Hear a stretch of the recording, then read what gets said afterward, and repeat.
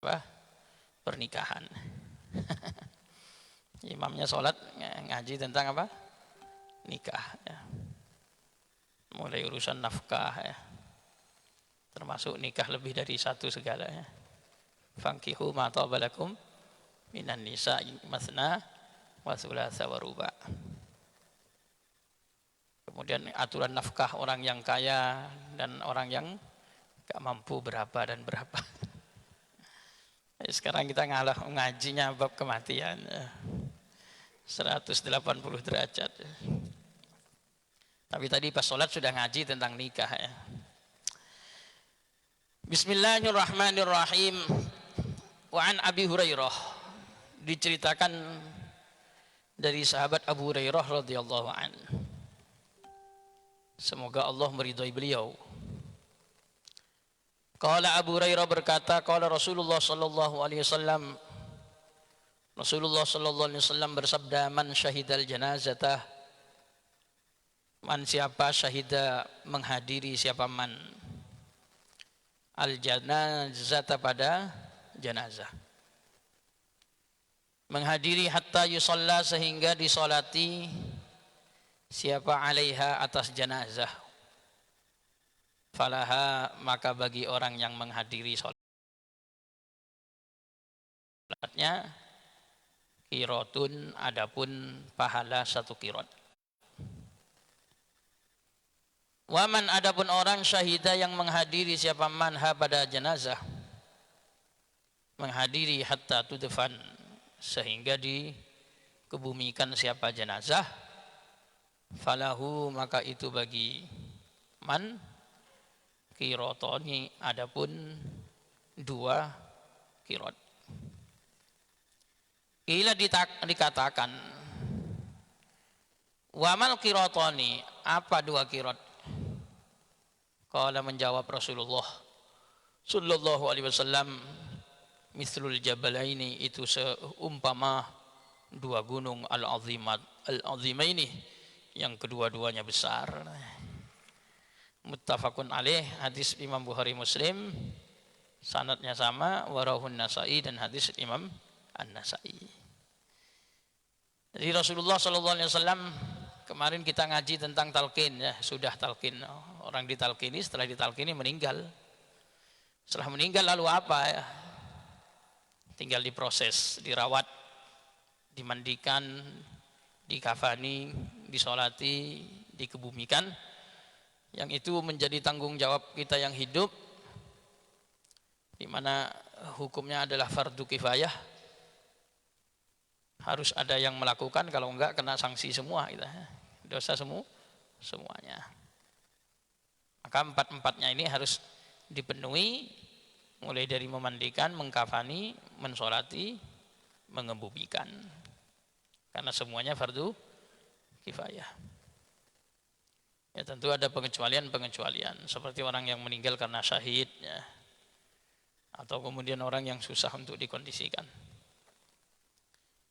Rasulullah sallallahu alaihi wasallam bersabda, kalau ada orang yang menghadiri proses orang yang meninggal, batasnya ini dibagi dua. Berarti dibagi dua. Yang paling besar itu pahala mengebumikan, sampai mengebumikan ya.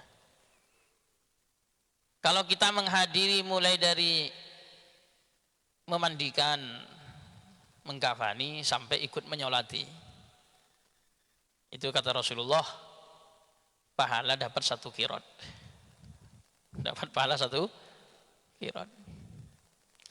Tapi kalau dia menghadiri sampai mengebumikan, kan tinggal satu langkah lagi tuh. Tapi memang di sini yang berat. Biasanya rata-rata kan menghadiri proses awal, memandikan, mengkafani, mensolati ya. Pas bagian mengebumikan gak ikut. Ternyata yang satu itu sebanding dengan yang tiga. Satu ini terakhir ini sebanding dengan yang tiga. Kalau ada orang yang menghadiri jenazah sampai proses pemakaman, dikebumikan, itu kata Rasulullah dapat pahala dua qirot. Tapi kalau hanya menghadiri, memandikannya, mensolat mengkafaninya masih di situ, nyolatin dia masih di situ, udah dapat pahala 1 qiraat. Ngikut sampai pemakaman, proses pemakaman siap, dapat pahala 2 qiraat. Nah ini berarti kita kalau bisa ya ikut semua ya. Kemudian Rasulullah ditanya, Rasulullah 2 qiraat itu apa Rasulullah katanya? 2 qiraat itu ibaratnya diumpamakan sama seperti 2 gunung gede. Berarti 1 qiraatnya 1 gunung. Kalau 2 qiraat berarti 2 gunung. Azimain ini ya ukuran gunung besar. Kalau dulu ya ibaratnya seperti gunung Uhud. Kalau kita ke Madinah ada gunung warnanya merah, ada gunung warnanya merah itu apa? Yaitu Uhud. Jadi Allah menunjukkan ya sampai sekarang gunungnya beda. Bebatuannya itu kita kalau naik ke nengok dari kejauhan itu warnanya merah. Itu gunung yang menjadi saksi. Kemudian gunung yang mencintai Rasulullah, mencintai kaum muslimin. Namanya Uhud. Yuhibbuna wa nuhibbuh. Gunung Uhud ini adalah gunung yang mencintai kita dan kita pun mencintainya. Jadi sama-sama cinta. Namanya Gunung Uhud. Maka Rasulullah ketika naik ke sana bersama Sayyidina Abu Bakar, Sayyidina Umar, tahu-tahu gunungnya bergoncang. Bergoncang. Kemudian sama Rasulullah suruh diam kau wahai Uhud katanya. Diam kamu katanya. Ini di atasmu ini ada apa? Adalah seorang nabi dan seorang yang khalifah, seorang syahid katanya. Siddiq dan syahid. Akhirnya kemudian diam. Itu kata Rasulullah dia bergoncang itu karena senang. Kadang kita ini bisa susah untuk membedakan mana antara sedih sama bahagia. Apalagi ke benda, apalagi ke benda. Antara kadang sama manusia aja kita bingung ya.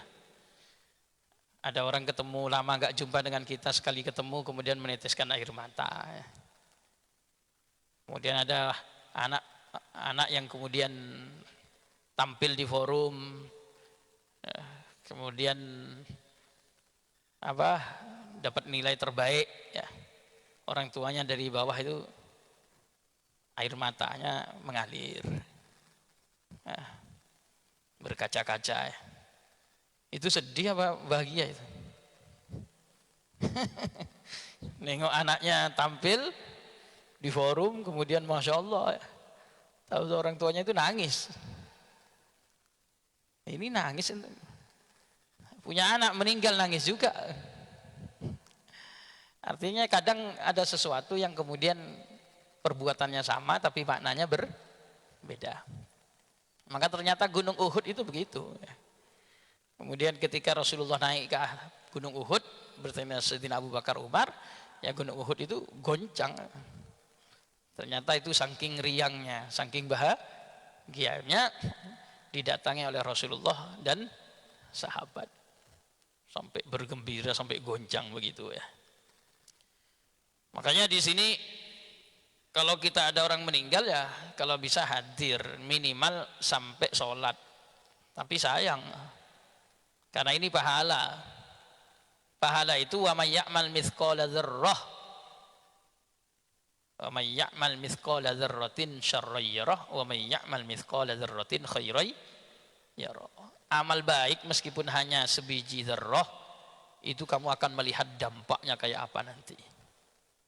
Nah ini amal baik yang nilainya setara dengan gunung besar. Kayak apa besok itu dampaknya. Amal baik meskipun hanya sebiji dzarrah itu kamu akan melihat kayak apa nanti dampaknya. Ternyata pahala sekecil ini oleh Allah dibalas sebesar ini.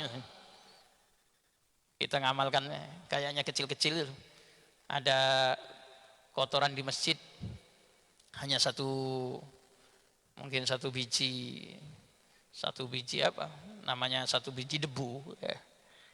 Mungkin tadi kita mau sujud itu kerasa kasar, kita ambil taruh di luar, itu pahalanya.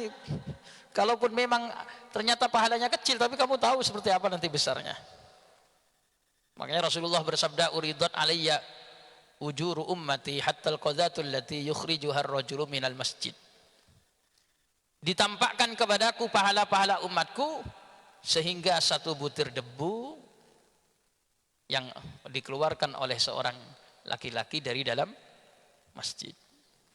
Oh, pahala mengeluarkan satu butir debu, nampak pahala balasannya kayak apa.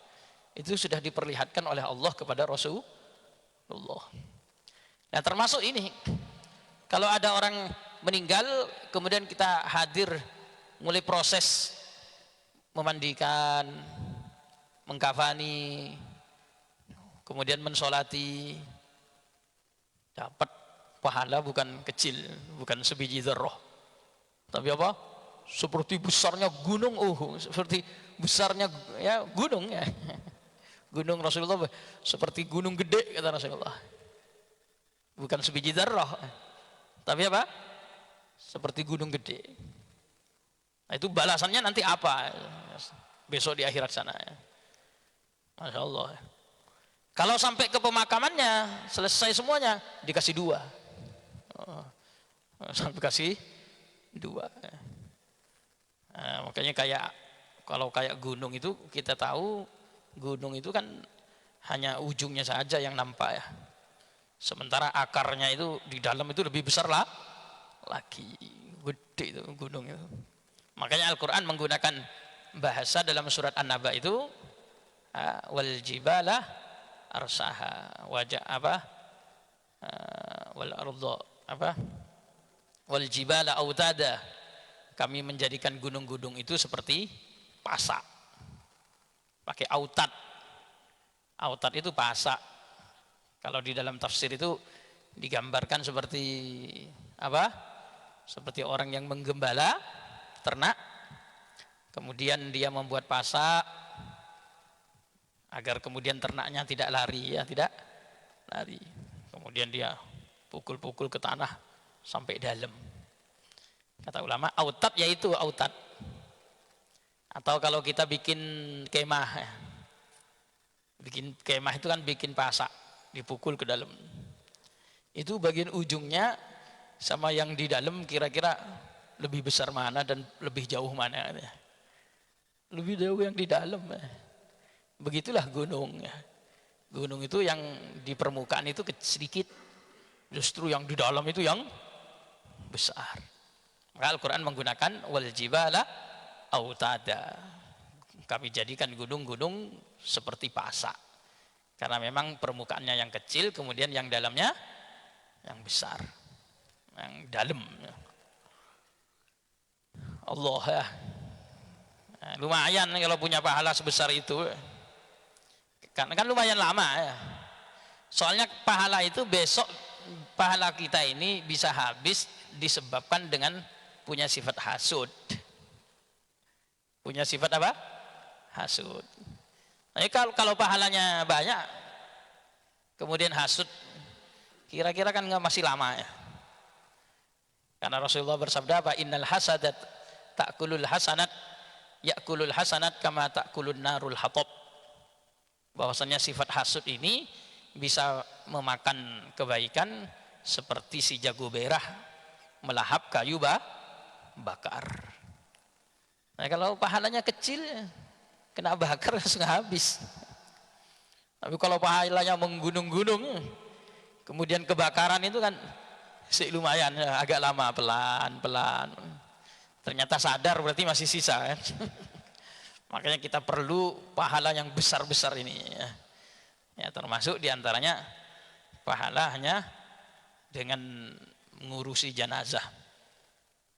Umumnya kita biasanya ngambil separuh, ya kalah jauh sama temannya. Temannya sudah 2 gunung, ini baru dapat 1 gunung. Makanya kalau bisa ya tuntaskan. Muttafaqun alaih, hadis Imam Bukhari dengan sanad yang sama. Wa bihi ulima annal qirataini mahsusani wa naw'ani mutawafitani kaifan wa miqdaran wa fadlullahi wasi' wa qawluhu mithlul jabalain al-'azimin tamthilun wa taqrib law tasaddaqa bi husni hadzail jabalain lakana thawabu miqdaril qiratain au law musthila lakana fil idham kal jabalain. Maknanya dua. Seperti apa dua qirat itu Rasulullah? Seperti dua gunung yang gede. Maknanya setara dengan orang bersedekah seberat dua gunung yang gede. Satu makna. Masya Allah. Berarti lebih besar dari sedekah kalau begitu ya. Jadi Rasulullah menggambar. Ini penafsiran ulama ya. Yang dimaksud pahalanya ngurusi jenazah mendapatkan pahala dua qirat. Yang dimaksud dua qirat ini apanya? Timbangannya itu sama dengan timbangan orang bersedekah seberat gunung itu. Subhanallah, ini satu makna. Atau memang pahalanya yang sebesar dua gunung. Karena Rasulullah menggambarkan pakai gunung. Itu dari sisi timbangannya atau bagaimana? Alhasil yang jelas pahalanya bukan remeh, tapi pahalanya apa? Istimewa. Wa an Sayyidah Aisyah radhiyallahu anha qalat qala Rasulullah sallallahu alaihi wasallam ma min mayyitin yusalli alaihi ummatun minal muslimin yablughuna mi'atan kulluhum yashfa'una lahu illa syufi'u fihi wa fi riwayatin arba'una. Wa an Sayyidah Aisyah radhiyallahu anha, diceritakan dari Sayyidah Aisyah radhiyallahu anha qalat, Sayyidah Aisyah berkata, qala Rasulullah sallallahu alaihi wasallam, Rasulullah sallallahu alaihi wasallam bersabda, ma min mayyitin, tidak ada seorang mayyit, orang yang meninggal, yusolli, yang mensolati alaihi atas si mayyit, ummatun, siapa umat, orang banyak, minal muslimina, dari kaum muslimin, yablughuna, yang mereka mencapai mi'atan, pada jumlah 100 orang. Kulluhum, adapun semuanya, yashfa'una, itu memintakan syafaat, lahu, untuknya, illa syufi'u, kecuali permintaan syafaatnya diterima, fihi, di dalam si mayyit. Ada dua riwayat dengan satunya riwayat 40, satunya riwayat apa? 100.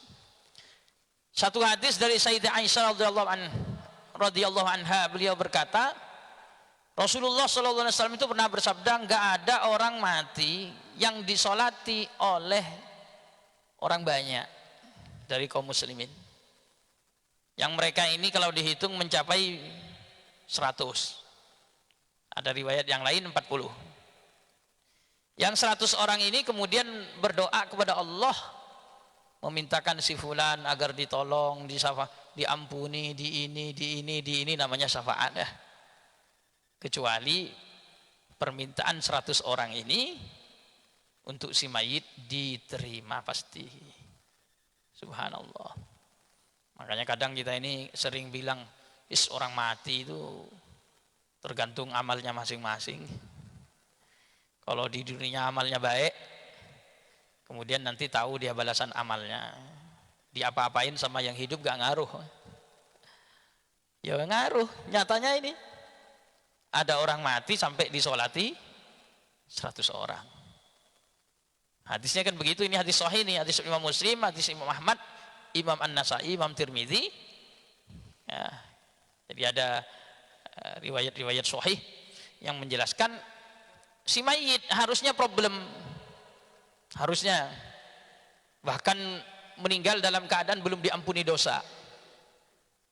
Ada orang meninggal dalam keadaan belum diampuni dosa. Kenapa? Punya dosa belum sempat taubat misalnya. Tapi ternyata disolati 100 orang. Yang 100 orang ini kemudian doa semuanya, Allahumma ghfir lahu warhamhu wa'afihi wa'fu anhu, ya Allah kau ampuni dia, Subhanallah. Didoain. Waj'alil jannata mathwahu. Kau jadikan surga sebagai tempat tinggalnya. Didoain oleh 100 orang. Kata Rasulullah, tidak ada lain kecuali permintaan-permintaan syafaat mereka ini diterima oleh Allah. Sukses lah. Sukses. Makanya Sayyidina Abbas bin Abdul Muttalib itu kan gitu ya. Ketika anggota keluarganya meninggal, kemudian, ayo gimana, mau disolati? Sik, tunggu dulu. Berapa orang sekarang yang ngumpul? Hitung. Ada nggak 40? Katanya. Sudah ada. Wayo. Jadi nunggu jumlahnya orang banyak baru disolati. Jadi nanti tengok ini dalam karyanya Syed Muhammad Al-Maliki, Asy-Syaraful Ummah Al-Muhammadiyah itu. Jadi nunggu saking pentingnya ada orang meninggal disolati minimal 40 orang. Atau paling sedikit 3 sof, paling sedikit 3 sof. Jadi kalau bisa ya sampai 100 ini ya. Kalau bisa sampai 100. Makanya kalau kita ingin bercita-cita meninggal, ingin meninggal di Mekah, disolati di Masjidil Haram, ya bener lah. Bener ya. Ingin disolati orang banyak ya. Sebenarnya. Kenapa? Karena kita ini masih punya kesempatan untuk diampuni dosa, meskipun kita sendiri doa agak tembus, tapi ternyata ketika kita meninggal ada doanya orang lain yang tembus. Ternyata itu doanya apa? 100 orang ini. Bahkan nanti ada yang hadisnya bukan sekedar itu ya. Hadisnya nanti sampai di kuburannya ya. Sampai di kuburannya ya. Suruh doain itu, sudah dimakamkan, suruh doain. Rawahu Muslim wa Ahmad wa Nasai wa Tirmidzi wa indahu mi'atun fama fauqaha. Dalam riwayat Imam Tirmidzi, mi'atun fama fauqaha, ada redaksi 100 dan seterusnya, 100 lebih. Enggak harus pas 100, didatangi 100, 101, 102, 100 berapa. Itu kalau sampai 100 orang lebih yang nyolati ya, pasti permintaan-permintaan orangnya itu diterima oleh Allah Subhanahu wa taala, permintaan untuk si mayit. Wa Nabi Hurairah radhiyallahu anhu anna Rasulullah sallallahu alaihi wasallam qala idza mata ibnu adam in qata'a amaluhu illa min thalathin shadaqatin jariyatin aw ilmin yuntafa'u bih aw waladin shalihin yad'u lah. Ini dalam materi-materi kitab yang lain dulu juga pernah kita kaji ya. Dari Abu Hurairah radhiyallahu an, sesungguhnya Rasulullah sallallahu alaihi wasallam qala idza mata, apabila sudah meninggal ibnu adam, siapa anak cucu Adam, in qata'a, maka enggak bisa berbuat apa-apa siapa ibnu Adam, sehingga menjadi putus amaluhu, apa amalnya ibnu Adam. Ibnu Adam ini kalau beramal kan enggak, sudah meninggal ya enggak bisa beramal lagi. Karena enggak bisa beramal berarti dia enggak punya pahala, putus. Cuma illa min salasin, meskipun dia enggak bisa berbuat apa-apa, itu ada yang pahalanya enggak putus. Nah, orang mati enggak bisa wudhu lagi, enggak bisa sedekah lagi, enggak bisa apa, namanya udah mati. Putus berarti pahalanya. Salat enggak dapat, ini enggak dapat, sedekah enggak dapat, haji enggak dapat, umroh enggak dapat. Berbuat baik kepada orang udah enggak ada lagi, enggak bisa bergerak ya. Tapi ternyata ada amal pada saat dia enggak bisa berbuat apa-apa itu ternyata tetap itu dapat apa? Ternyata ini konsepnya Allah itu ditiru kita. Pensiunan ya. Apa? Gaji pensiunnya. Jadi orang pensiun itu ada ya, yang Allah itu sudah mati sama Allah masih digaji ya. Masih digaji, dapat jatah pensiun. Tapi tidak semuanya dapat gaji pensiun. Gaji pensiun yang mana? Setiap ada orang beramal dapat gaji, beramal dapat gaji, beramal dapat gaji. Pas mati enggak dapat gaji. Kecuali kalau ingin dapat gaji pensiunan ada 3 jenis. Dalam riwayat ini, yang pertama shadaqatin jariyatin, sedekah yang bisa pahalanya mengalir. Di sini ditafsiri shadaqatin jariyah ay ghairi munqati'ah. Sedekah jariyah ini yang tidak putus-putus, kahafri bi'rin, seperti menggali sumur, airnya dimanfaatkan orang banyak. Kalau bor itu kalau ada kayak gitu jenengan rebutan aja.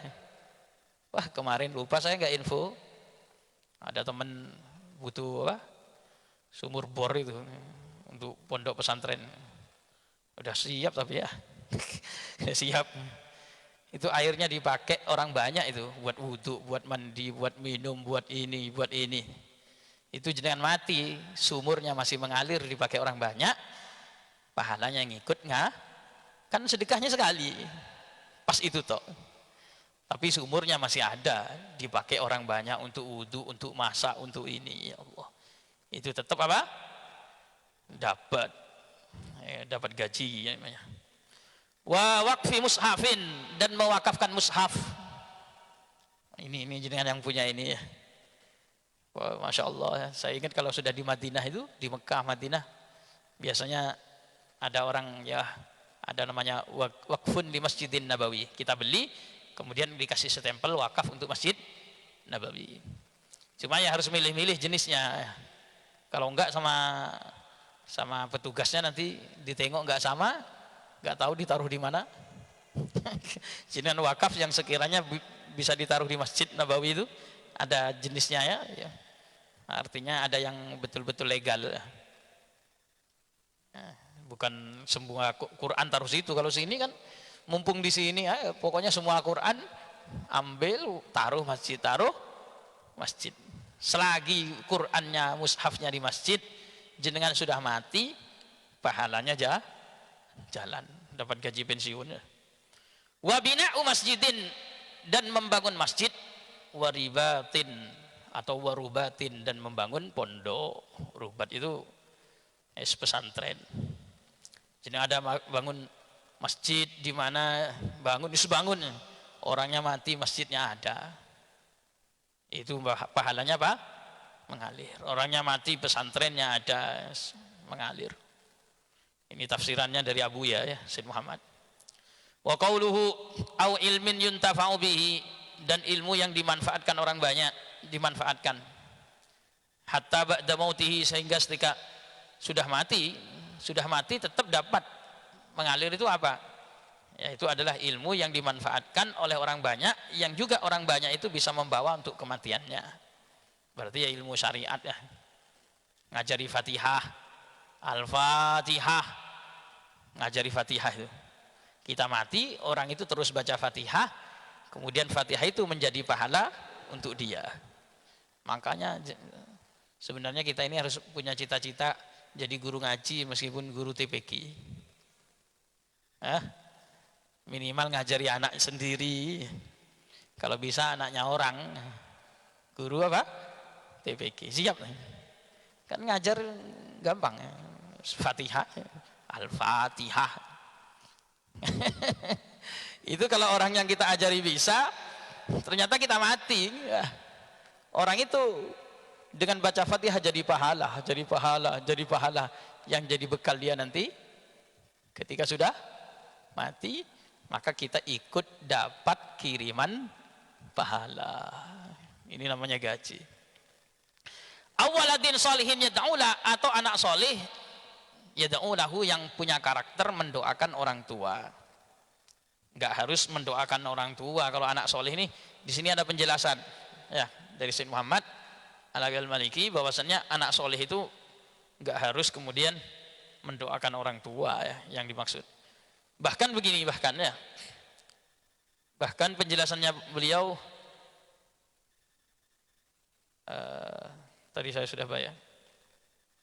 Li'annahu min kasbihi wa qad tafaddalallahu ta'ala bi kitabatihi mithla thawabi sa'iril hasanat allati ya'maluhal aulad duna athami sayyi'at. Anugerah Allah diberikan kepada orang tua yang punya anak soleh ini, setiap anak melakukan amal baik-baik itu orang tuanya dapat juga. Duna athami sayyi'at, saking sayangnya Allah. Cuman kalau anak soleh ini keliru melakukan keburukan, orang tuanya nggak dapat. Kan enak kan? Jangan mendidik anak soleh. Akhirnya anak soleh itu baca Quran, anak soleh itu ngaji, anak soleh itu sedekah, anak soleh itu. Yang tuh orang tuanya yang meninggal dapat, dapat, dapat, dapat, dapat, dapat. Ternyata anak soleh ini keliru melakukan keburukan. Enggak, orang tuanya enggak dapat dosa. Tapi setiap melakukan pahala, orang tuanya dapat. Kenapa? Karena enggak ada hadis anak soleh berbuat dosa pahalanya ngalir sama orang tua yang meninggal, enggak ada. Yang ada kan awaladin soleh, investasinya orang tua punya anak soleh. Anak soleh itu sendiri pahalanya sudah nyampe pada orang tua. Jadi anak soleh yang kita didik kemudian waktunya sholat. Makanya jenengannya mudah-mudahan anak soleh ya. Itu yang dapat orang tuanya itu. Jenengan sekarang sholat orang tuanya dapat pahala. Jenengan ngaji orang tuanya dapat pahala. Jenengan sedekah orang tuanya dapat pahala. Meskipun nggak ngomong ini sedekah orang tua saya. Tapi orang tua dapat pahala dari apa? Dari punya anak soleh yang baik itu tadi. Dan ini Allah itu saking sayangnya, harusnya kalau fair kan gini, kalau melakukan kebaikan dia dapat pahala, kalau melakukan keburukan orang tuanya dapat dosa juga. Ternyata enggak, karena sudah soleh maka setiap melakukan kebaikan orang tuanya dapat pahala ya. Tapi kalau dapat keburukan enggak ya. Insyaallah Pak difahami ya, masih ada beberapa hadis nanti bagaimana mendoakan orang mati yang lagi dikuburkan, kemudian kita dianjurkan untuk berdiam di situ. Ini hadis nih ya, hadis ya, bukan main tinggal saja ya. Sudah dikubur tinggal pergi. Ada aturannya, hadis riwayat Imam Abu Daud. Paling tidak ya kita rasakan dia itu kayak butuh kita ditemenin dulu, didoain dulu dengan doa sabbatakallahu bil qauli tsabit. Bikin disenang, bikin senang aja, bikin senang ditinggal. Bukan kubur tinggal kabur. Kubur tinggal kabur. Makanya nanti ada hadis istaghfiru li akhikum wasalu lahu tatsbit fa innahu an yus'al. Nanti insyaallah kalian setelah dikubur nih, Rasulullah masih di situ dulu. Ayo doain dulu temanmu ini, saudaramu ini doakan dulu katanya. Doain dulu, mintakan kepada Allah agar diberi ketetapan. Karena sekarang dia ini ditanya katanya. Itu butuh support dari kita itu. Suruh doain dulu, suruh ini dulu ya. Karena sebentar lagi dia bakalan ditanya-tanya. Maka sebelum ditanya-tanya itu perlu dibikin senang dulu, nengok teman-temannya yang ngantar di atas, mendoakan, mensupport ini ya. Akhirnya apa?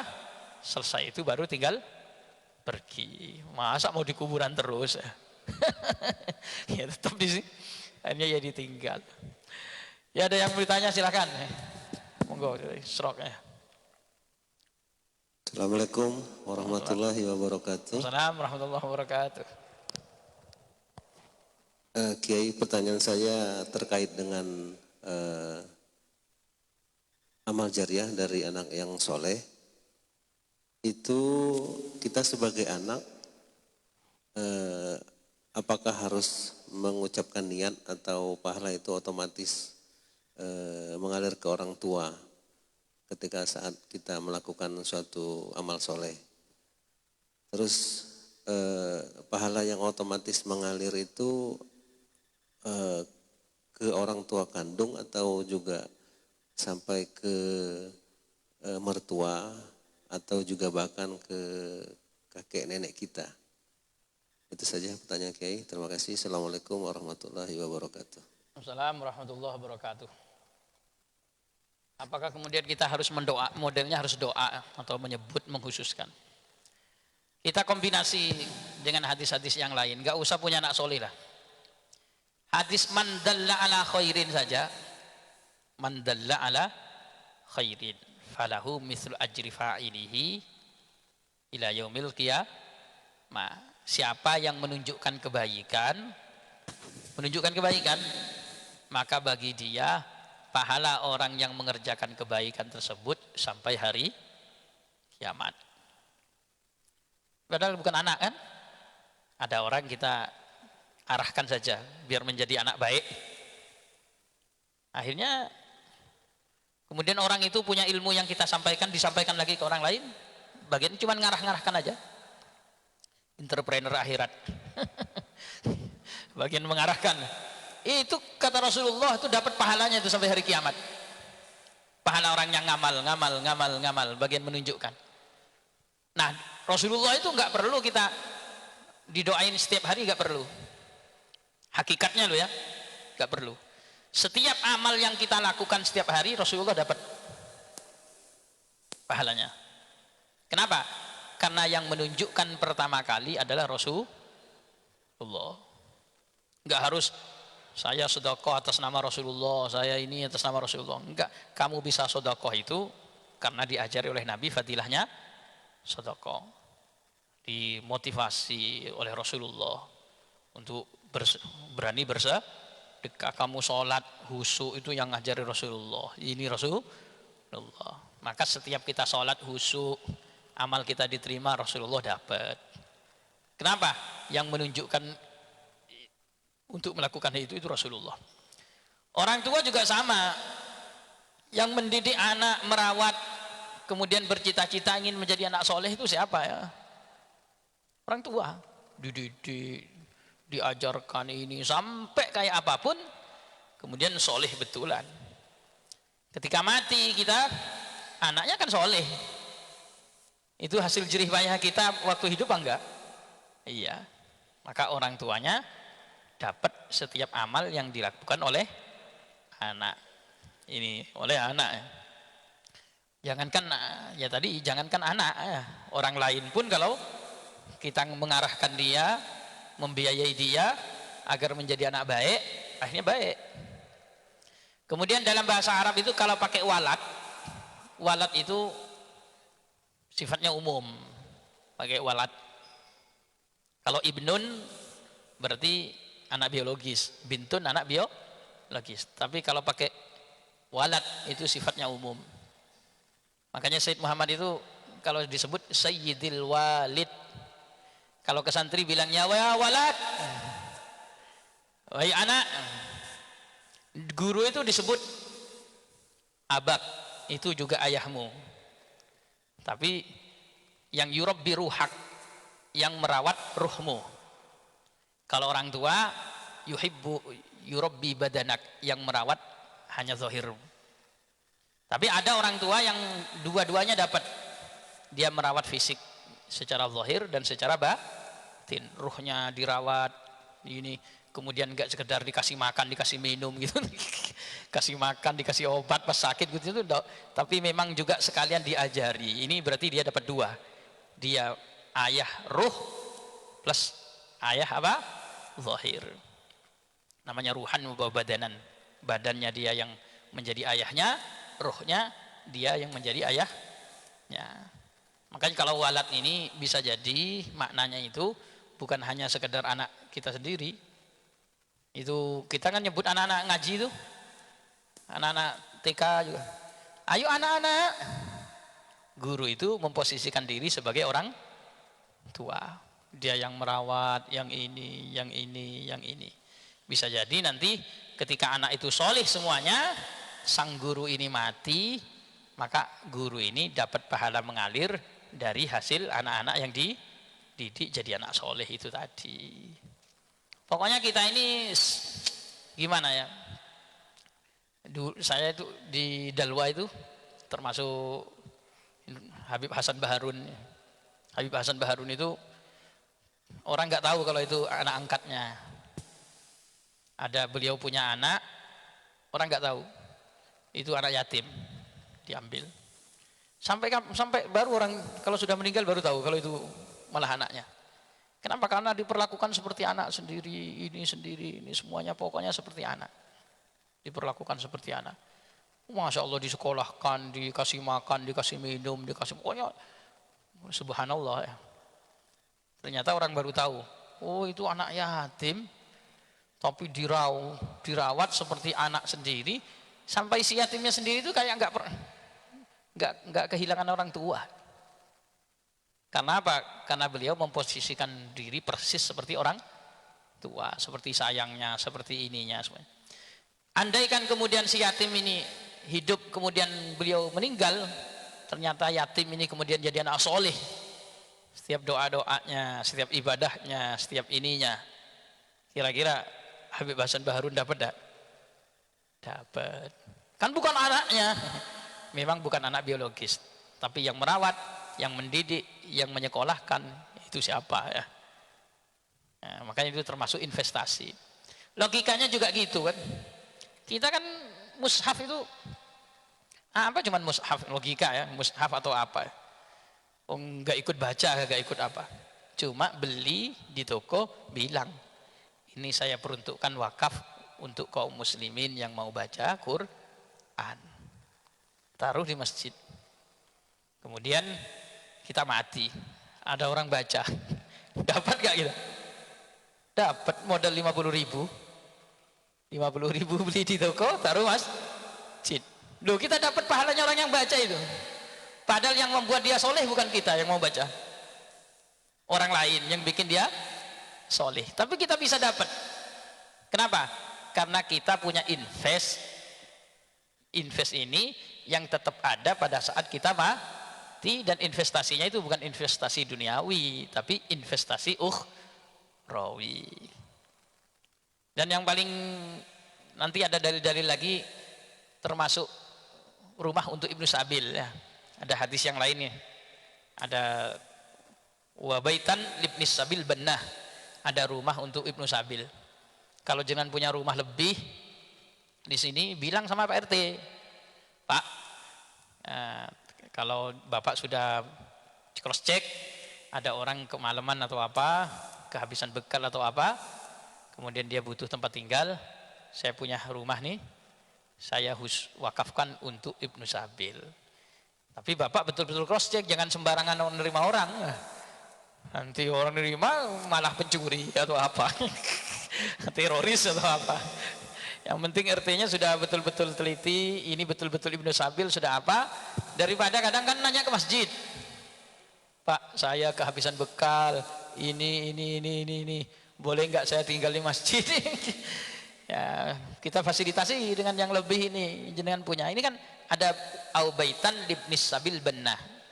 Hadis ini ada, tadi kan ketika anak Adam meninggal ada 3 hal yang terus mengalir pahalanya, tapi ada hadis yang lain ada 10. Ada riwayat hadis yang lain ada 7. Ada 7, ada 10. Nah, termasuk salah satunya rumah untuk Ibnu Sabil. Bukan, pokoknya ala Ibnu Sabil kehabisan bekal, transit. Ya termasuk siapa tahu nanti kalau ada bukan Ibnu Sabil masuk ya, kayak habaib ulama datang dakwah di Batam, kemudian biar enggak ke hotel sewa mahal-mahal, dengan siapin rumah setting kayak hotel gitu, nanti informasi ke saya, insya Allah nanti di bulan Oktober tanggal 23 ya, ada Habib Husain bin Agil yang dari Tuban itu, yang jenengan sering nampak, sebentar lagi nanti akan ada ini mumpung ini insya Allah tanggal 23. Kemudian ada Habib Fauzi dari Bogor di waktu yang sama. Kalau Habib Fauzinya kurang lebih seminggu, Habib Husainnya saya belum tahu konfirmasi berapa.